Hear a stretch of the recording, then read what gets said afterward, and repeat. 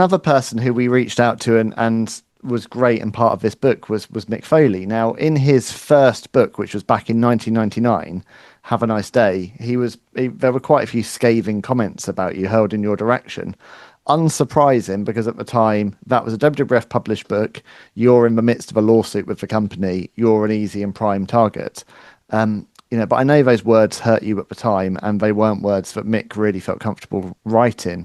And years later, you two would reconnect at a Holiday Inn, I think it was, wasn't it? And you two reshared, had a good hug, and became great friends. And obviously, Mick couldn't have been happier to contribute to the book. Mick is a extraordinary person.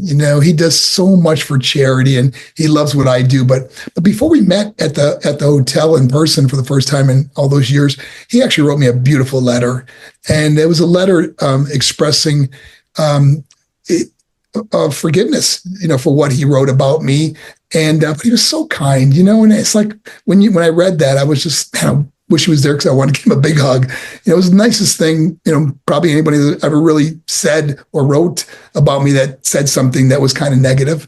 And I don't know, we've just never looked back on that. I have no, man, I tell you, I love Mick Foley. I can say it like that. He's just a great person, a great human being. And he's brought so much to our sport. I mean, what he has done, the sacrifices he has made, family, his body, everything he's done for others is just incredible. And I couldn't be happier to call him a great friend. And as you say, I mean, you were like soldiers in a battlefield, weren't you, really? In the middle of the kind of Monday Night Wars, WCW and WWF, there were, such a volatile environment and such a crazy time to be a wrestler or part of that company. And, it's no wonder at times that tempers got flared or things were taken out of context or words were said that people later regret. It was just for time.